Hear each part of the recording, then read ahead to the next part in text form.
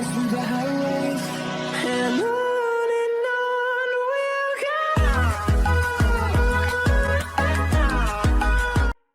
Hello everyone and welcome to this video. So first of all, Happy New Year. I cannot believe that it's 2023 already. Time just goes by so fast. I hope that you had a good time, that you saw some fireworks if that's what you like. But even if you didn't, I hope that you'll enjoy this year's. So I took a break for a few days now and now I'm back on my uploading streak. So let's see how long it lasts.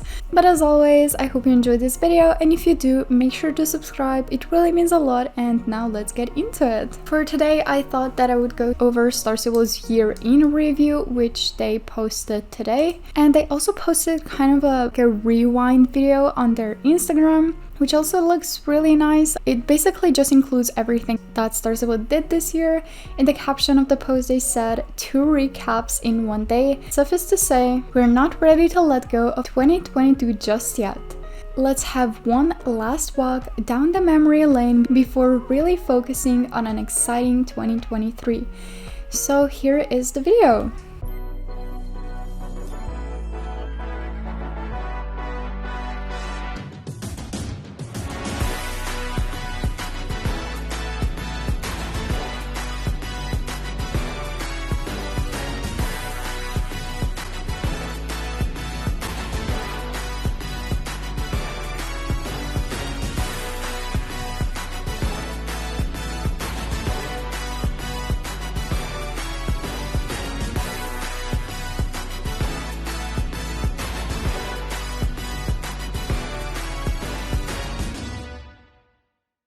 I think it looks really nice, but it's really like an idealized version of SSO that we didn't actually get.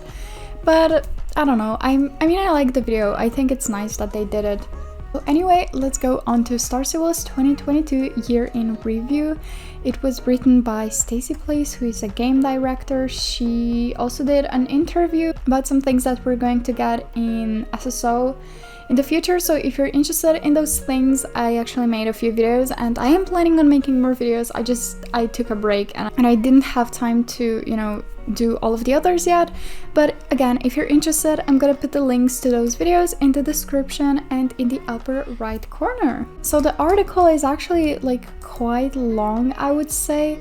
So I think I'm just going to read it and then share some of my opinions. It goes over quite a lot of things that happened in SSO and some things that we're going to get. It's some of the things that Stacy talked about in the article. Like here it says the bond between the horse and the rider is a vital element of Star Civil, which is something that we're going to get. There's also some talks about the Equestrian Festival.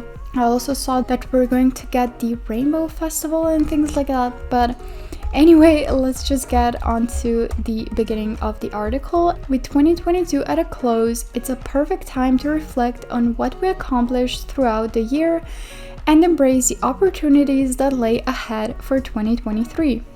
My name is Stacy and I'm the game director here for Star Civil Online. This means I help hold the vision for our game and ensure everyone is working together to deliver the best player experience we can. I've worked at Star Civil for over 7 years and I look forward to the opportunities and potential every new year brings. A goal in 2022 was to release primary quests, those relating to the main plot of the Soul Riders and the Dark Riders, more frequently and consistently.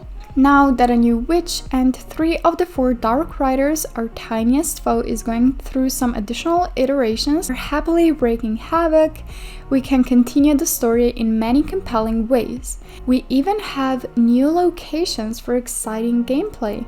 We also introduced the concept of story snacks, tidbits of lore or gameplay that are released between significant story beats. These often contain more in-depth details that we could explore during the primary quests themselves. We keep Jorvik lively through the release of secondary quests. One of my favorite updates this year was the completion of one of the most requested story continuations by far, the Baroness Racetrack. We were determined to see this area flourish by implementing a new hub, races, and even a brand new championship. Visitors to the racetrack were left wondering though, what does Miss Drake have up her sleeve? Marley's farm got a fresh coat of paint and a rather intriguing storyline about not-so-deceased father, confused and suspiciously identical siblings, and Big Bonnie. Jorvik truly is a unique place. We helped the Bobcats prepare for their upcoming show featuring riding classes with everyone's favorite NPC, Stacy.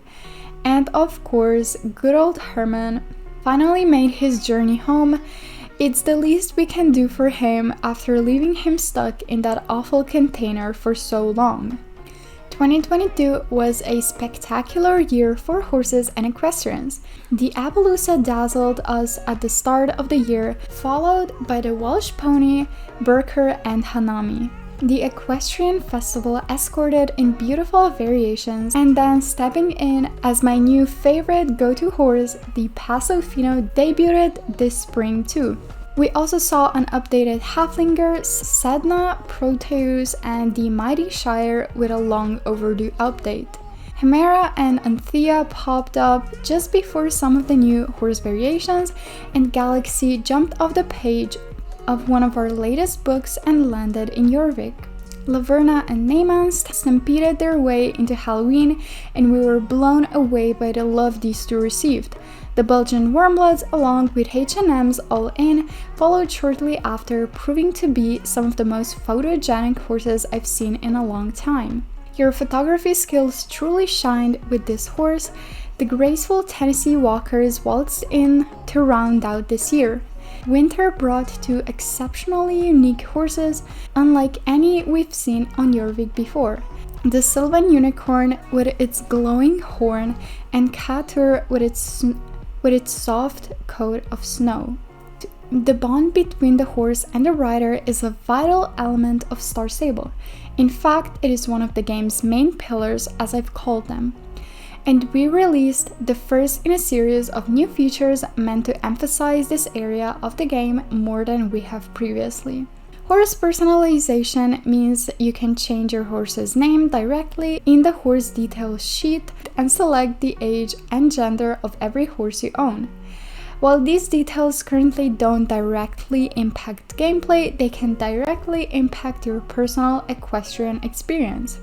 The new horse purchasing window is another significant improvement in the horse bonding area, allowing you to view all the gaits and movements of a horse before purchasing it to determine if it is the right fit for you and your stable.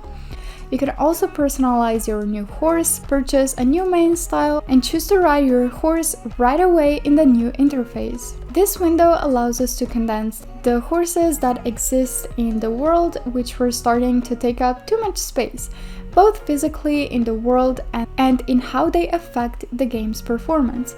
To keep Star Stable running on as many devices as our players use, we continually face the challenge of addressing the game's performance.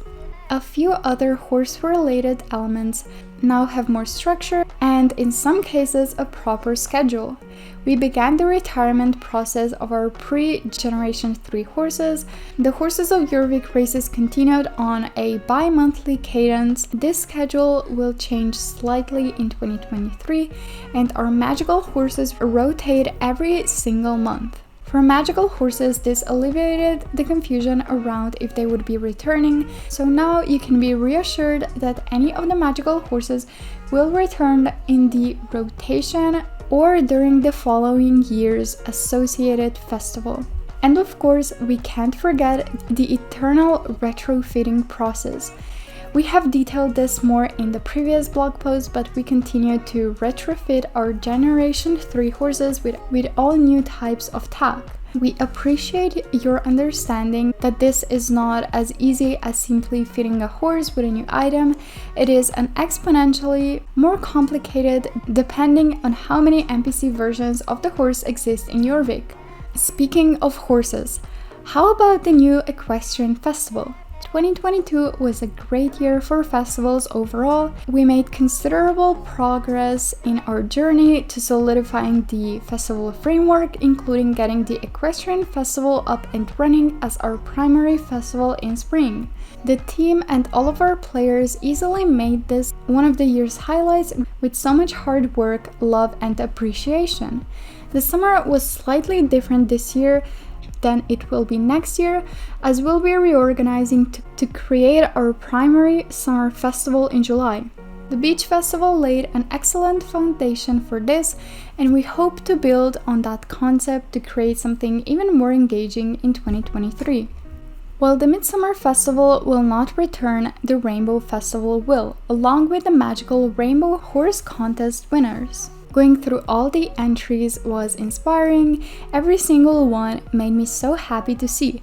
Festivals, even small ones, take a lot of work from the team, and we really want to be careful about which festivals we release and when.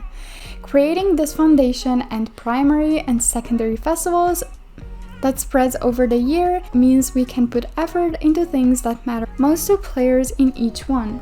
We wrapped up this year with Halloween and winter both returning as two of the most exciting times of the year. While I believe some things didn't pan out as the team anticipated in Halloween, their efforts demonstrated that they felt comfortable taking risks and trying something new. We had an extended retro for Halloween where we discussed the player experience, what went well and what didn't, and changes and adjustments will be made next year. Winter saw the return of snow in Jorvik, although most players understood deep within their hearts why we needed to remove the snow in the first place. It has been a long-awaited and frequently requested return. In 2022, you could finally decide if you played in day or night with one time slider in settings. We also introduced new photo mode and invisibility options, plus you can now hear the pitter-patter of player footsteps as you traverse Jorvik. We ventured to handheld in 2022 with our global launch of Star Stable on iOS devices. Android, being a bit trickier, is in the works but is not ready for a global release yet. We hope to have it in your hands in early access in 2023 though. We've also made countless leaps and bounds outside of the game, the new login queue for example, and behind the scenes we have teams that work with our servers, engine, internal tools and more that take so much work and dedication but the players will never see. These teams and their work should not be forgotten. They make up a considerable chunk of our workforce numbers to help keep the game and our systems running. Some of these folks were part of making snow happen again in Jorvik, and we're insanely proud of what was accomplished. When the pandemic and quarantines hit in 2020, the game industry flourished, and it was a great feeling to be a part of an industry that provided relief and escape to so many. We're seeing a rebound now, with many people choosing activities that take them outside, and of course, in 2022 we've all had to start tightening our belts a bit when facing the current economy. This year has been a challenge for so many across the globe, and while these are challenges we also face, we have a positive outlook for what we're working on next year. The biggest project on our horizon is an inventory revamp. This is a complete overhaul of our inventory system, most of which is behind the scenes, which is a significant blocker for some of the most requested features in Star Stable. An updated and expanded wardrobe, additional horse item slots for ear bonnets, breastplates, second saddlebags, etc., and even more home stable customization are all blocked by this massive undertaking. So while the projects that I mentioned are a part of backlog of things to do, the inventory revamp must come first. We'll also be dividing into discovery for possible features we'd like to bring into the game, such as dressage, breeding, and the next steps of our horse progression track, personalities, prestige. But our next blog will cover more details about what's to come in 2023. So this is the end of the vlog, obviously. I'm really excited for things to come, and I'm still going to make the videos about the things that were mentioned here in the end, because Stacey went in much more detail during the live stream where we shared information about, you know, the leveling cap, the Jorvik shilling cap, and many of the other things that aren't mentioned here. They might be in the next vlog, but I think this is kind of an interesting vlog. I mean, I obviously like the part the most, but anyway, let me know what you think about this article in the comments down below, and I'm going to see you in my next video. Bye!